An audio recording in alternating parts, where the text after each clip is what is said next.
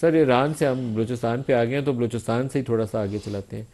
पिछले जो तीनों इंतखाबात के ऊपर सवालिया निशान थे, ख़ास तौर पर ये जो फरवरी 2024 वाला इंतखाबी अमल था, जिसमें पीटीआई वालों ने फॉर्म 45 और 47 का इशू रेज़ किया, और जेन्युइनली रेज़ किया। ये फेक एलिगेशन नहीं है। In reality there is very serious problem in our electoral process. अब उसकी रिफ्लेक्शन बलूचिस्तान में हमें नज़र आती है, उसकी रिफ्लेक्शन हमें केपी में नज़र आती है, उसकी रिफ्लेक्शन हमें आज़ाद कश्मीर में इस वक्त जो कुछ हो रहा है उसके अंदर नज़र आती है। अगर ट्रूली इलेक्टेड रिप्रेजेंटेटिव हों, लोगों के नुमाइंदे हों हकीकी, तो फिर इस काम के लिए आपको फ़ौज भेजने की ज़रूरत नहीं पड़ती। अनलेस के कोई आपने टेररिस्ट ग्रुप है और उसको मारना है, हमें हर काम के लिए फ़ौज को इंगेज करना पड़ रहा है। तो हमें कुछ अपनी राय अमल दुरुस्त करने की संजीदगी के साथ ज़रूरत है, नहीं तो बहुत खसारे का सौदा है जब आपकी पॉपुलेशन आपकी लेजिटिमेसी को क्वेश्चन कर रही हो। एडमिरल साहब। तो शुक्रिया नदीम साहब मुझे प्रोग्राम में लेने का। देखिए, किसी भी माशरे में जहाँ कहीं क्राइसिस होते हैं, कॉन्फ्लिक्ट्स होते हैं, कोई प्रॉब्लम्स होते हैं, ग्रीवेंसेस होते हैं, बेसिक फैक्टर अगर आप निकालें तो गवर्नेंस का होता है। और गवर्नेंस जब तक ठीक नहीं हो सकती है जब तक कि आपका इलेक्टोरल प्रोसेस ठीक नहीं होगा। इसमें कोई दो राय नहीं है कि अगर आप लोगों की हिमायत से आएंगे तो जाहिर बात है आपको लोगों के प्रॉब्लम्स भी पता होंगे, ग्राउंड रियलिटी का भी अंदाजा होगा, लोगों का भी एतमाद आप पे होगा और आपके पीछे भी एक सपोर्ट होगी। ये तो कोई, इसमें तो कोई दो राय नहीं है। और ये हमें, इसमें आपकी बात बजा है कि हमें सोचने की जरूरत है कि हमें आगे ऐसे ही चलना है या हमें कुछ रिफॉर्म्स लाने हैं, हमें कुछ अपना सिस्टम बेहतर करना है। जो हमारे हिस्ट्री के लेसन्स हैं, क्या हम उससे कुछ सीखना चाहेंगे या हम नहीं सीखना चाहेंगे? ये बात आपकी बिल्कुल ठीक है। मैं एक और तरफ आपकी तवज्जो दिलाना चाहता हूं जिसमें शायद मैं और आप मुर्दे इल्जाम हैं, और वो है कि अगर ये वॉर अगेंस्ट टेरर में लॉ इन्फोर्समेंट एजेंसीज और सिक्योरिटी फोर्सेस और गवर्नमेंट अपना काम अगर कर रही हैं तो मैं और आप कहाँ हैं इसमें? ये होल ऑफ नेशन अप्रोच की हम बात करते हैं, इस होल ऑफ नेशन अप्रोच में नेशन कहाँ है? उसका क्या किरदार है? क्या उसका किरदार सिर्फ जाने देना है? क्या उसका किरदार जाने बचाना नहीं हो सकता? आप मुझे बताइए कि कार्ल वॉन क्लॉजविट्ज जो जर्मन स्ट्रेटेजिस्ट था, उसने एक यूनिवर्सल फॉर्मूला दिया कि कोई भी जंग जीतने के लिए आपको हुकूमत, फौज और अवाम, इन तीनों का बाहमी इश्तराक, बाहमी ताउन जब तक नहीं होगा, ये तीनों एक पेज पर नहीं होंगे, आप कोई जंग नहीं जीत सकते। और आप दुनिया की कोई जंग उठा के देख लीजिए, अभी ईरान की देख लीजिए आप, कि ईरान दुनिया की दो बेस्ट मिलिट्रीज के अगेंस्ट खड़ा रहा है। किस वजह से? जनवरी में उनकी लीडरशिप और अवाम में खाली गल्फ था, खालिश थी, लेकिन वो इस जंग से पूरी हो गई, सारे एक झंडे के नीचे खड़े हो गए और उन्होंने अमेरिका और इसराइल को मजा चखा दिया। अमेरिका कहता है कि ईरान एग्रीमेंट करना चाहता है, मैं कहता हूं कि इस वक्त अमेरिका की सबसे ज्यादा जरूरत है एग्रीमेंट करने की। कहता है 20 साल पीछे मैंने ईरान को फेंक दिया है, उसके बावजूद एग्रीमेंट करने पे तुला हुआ है। तो किसकी जरूरत है? अमेरिका की जरूरत है। तो ईरान का मॉडल आप देख लें। एडमिरल साहब, जो आप हमें इस बात कह रहे वॉर हैं अगेंस्ट टेरर वो में। आपकी बात में बहुत बड़ा वजन है। आप ये देखिए कि मार्का हक में आपकी पूरी कौम इकट्ठी हो गई जी, थी। आपने ट्विटर बंद जी किया हुआ था, आपने बिल्कुल। ट्विटर खोल दिया जब आपको ये लगा कि सारे लोग हमारी फौज के पीछे खड़े हैं। 25 करोड़ सारे यूं बंद मुट्ठी की जी, तरह फौज के पीछे खड़े थे इंडिया के मुकाबले में। जी, मेरे ख्याल में जी वो बिल्कुल ऐसे हमने ही हो। बहुत बड़ी अपॉर्चुनिटी मिस की है। जो पोलराइजेशन थी सोसाइटी के अंदर, वो उस एक नुक्ते ने, मार्का हक की 3 दिन की जंग ने वो सारी पोलराइजेशन को पीछे धकेल दिया था और इकट्ठे हो गए थे। खत्म कर दिया। उसके बाद हम फिर वापस बिल्कुल। वहीं पे पहुंच गए, फिर वापस वहीं पे पहुंच गए। तो it's a serious flaw sir, जिसके ऊपर हमारे लीडरशिप और डिसीजन मेकर्स जो पावरफुल लोग हैं उनको बैठ के इस पे बात करनी चाहिए। बंद कमरों में करें लेकिन बात कर लें, ताकि रास्ता क्लियर हो जाए आइंदा के लिए। बिल्कुल आप सही कह रहे हैं। एडमिरल और ये साहब। जो मैं अवाम के किरदार की मैं बात कर रहा हूँ, तो मैं यही कह रहा हूँ कि देखें, मुझे क्या, मेरा फर्ज नहीं है कि अगर कोई मुश्तबा शख्स मुझे नजर आता है, मुश्तबा हरकत नजर आती है, कोई मूवमेंट होती है, कोई मेरे मोहल्ले में कोई चीज होती है, कि मैं उसको कोई नोटिस करूं, उसको रिपोर्ट करूं, उसको कोई एहसास उसका करूं, महसूस करूं। मैं तो बिल्कुल मुबर्रा हूं हर चीज से। मैंने सब चीजें गवर्नमेंट पे डाल दी हैं, लॉ इन्फोर्समेंट एजेंसीज पे, सिक्योरिटी फोर्सेस पे डाल दी हैं। और जब कुछ होता है तो मैं उनको कहता हूँ जी इनसे ये काबू नहीं हो रहा। भाई अगर उनसे काबू नहीं आ रहा तो फिर मुझे अपना शेयर डालने की जरूरत है ना, कंट्रीब्यूट करने की जरूरत है। तो मैं तो वो नहीं कर रहा। अच्छा, इसमें मैं और आप बिल्कुल खालिस मुर्दे इल्जाम नहीं है। गवर्नमेंट का भी इसमें काम है, गवर्नेंस का भी इसमें इशू है। इसमें गवर्नमेंट को भी चाहिए कि अवेयरनेस फैलाए।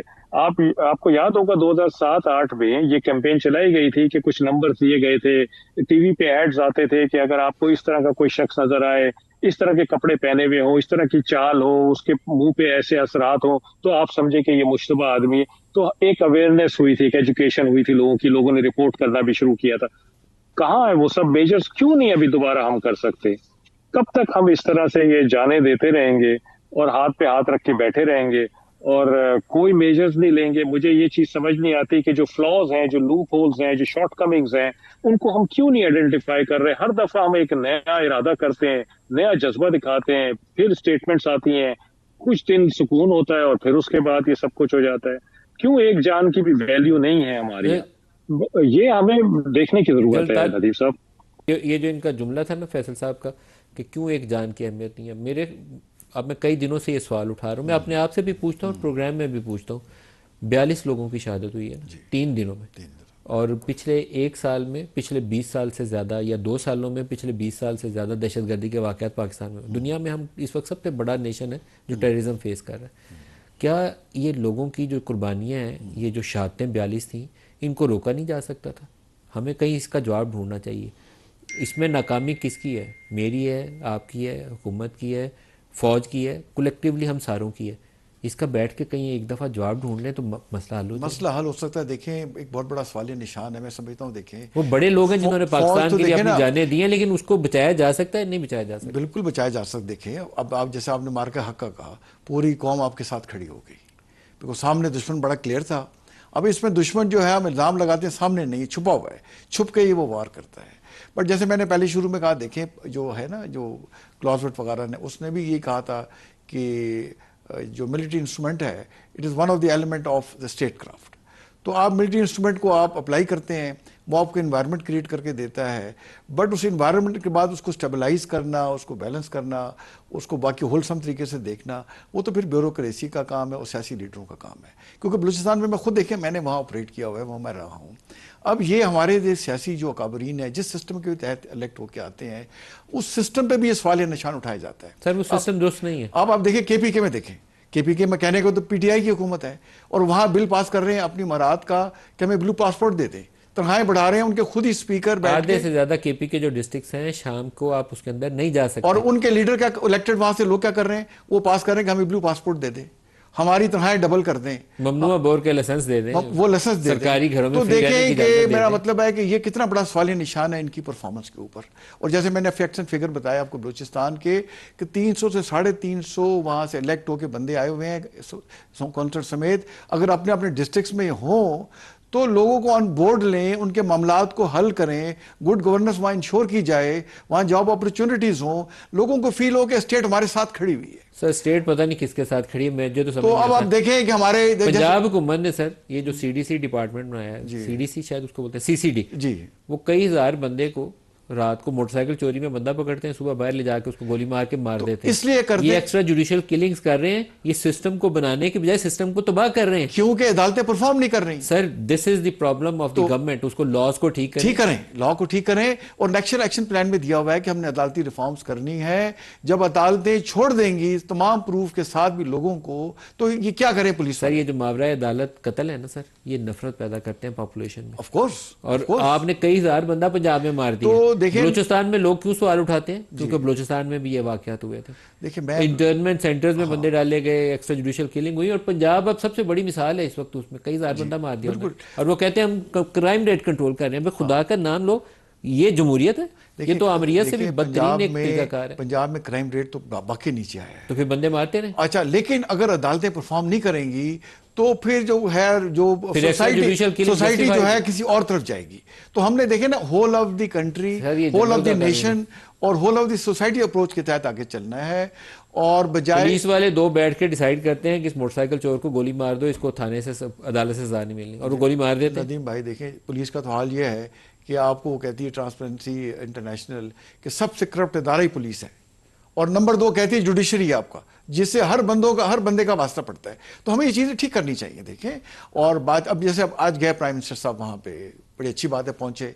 तो मुझे बताएं कि 44% ऑफ पाकिस्तान का एरिया बलूचिस्तान है, इतना मादनियात से भरा हुआ है क्योंकि दुनिया का इतना शायद खिता मादनियात से ना भरा हो, तो लेकिन शाम को आ गए।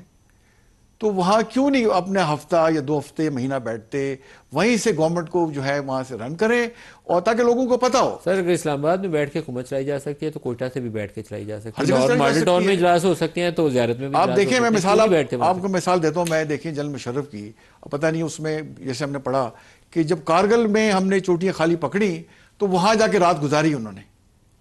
तो जो कमांडर है वो वहाँ होता है। तो जो आपके इलेक्टेबल्स हैं, प्राइम मिनिस्टर, एक सिचुएशन है, मिनिस्टर्स हैं, और एक स्पेशल सिचुएशन है, वो पिछले 20-30 साल से आपसे नहीं संभल रही, तो अगर वही काम करेंगे जो 20-30 साल में कर रहे हैं तो इसका रिजल्ट नहीं निकलेगा। हमें समथिंग डिफरेंट करना होगा, और लोगों के दिल जीतने होंगे, उनके दिमाग जीतने होंगे, और उन्हें अपना इंटरेस्ट, अपना मफाद पाकिस्तान की स्टेट में नजर आए, ना कि इनकी प्रॉक्सीज के साथ उन्हें कोई बेनिफिट नजर आए।